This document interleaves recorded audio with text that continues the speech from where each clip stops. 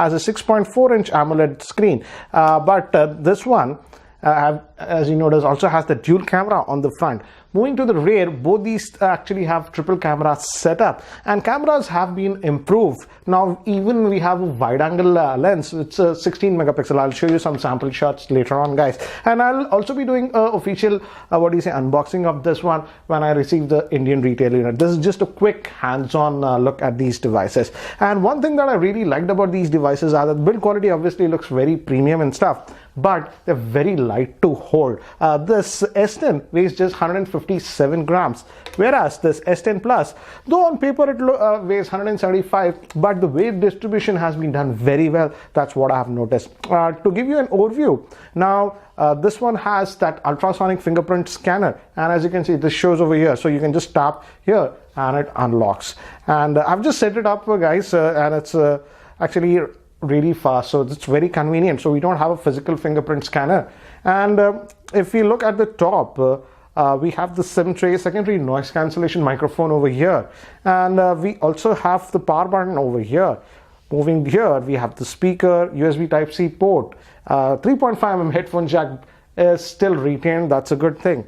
And here we have the volume key and this one extra key. Let's see, I think so that might be for the Bixby.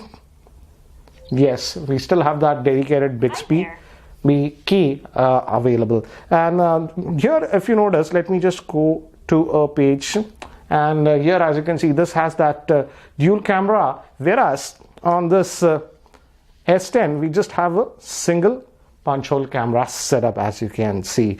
And one good thing is that regarding the specs, again, it'll be the Snapdragon 855 or the Exynos 9820 based on the region.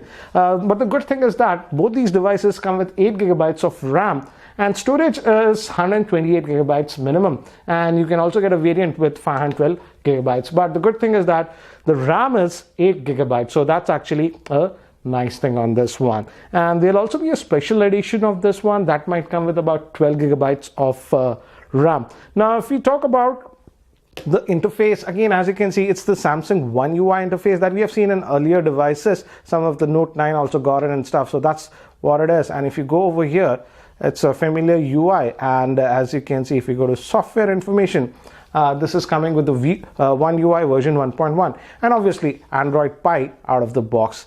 And I'm really liking the the panel that they have put. Samsung says that this panel can go really bright, up to about 1200 nits. It can go really bright, guys. As you can see, I've just kept it on very low brightness. If I crank it up, it's going to go really bonkers. As you can see, it's giving us so I'll just in terms of brightness, it's a very bright panel that they have given. And moving to the camera, the triple camera setup is interesting.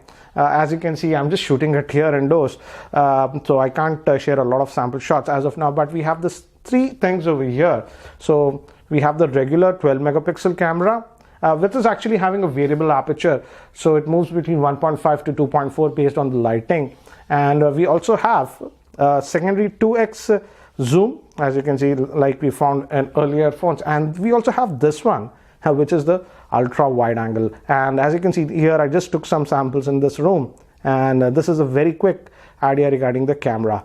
Now moving to the front facing camera, as you can see, this S10 Plus has dual camera setup, and this one has a 10 plus 8 megapixel. 10 megapixel, as you can see, it's not having an actually wide angle camera, but if you just click here, this is the regular, it slightly just moves out. And again, the camera initial impressions looks to be actually good, as you can see. So camera is a plus point on this one. On this S10, we just have a single camera, but again, it's almost the same functionality, as you can see.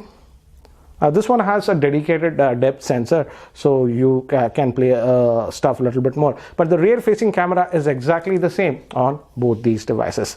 And I feel this is actually pretty compact. This is the S10 is having a 6.1 inch screen, and though it's just a 6.18 inch screen on paper, it looks really big. But as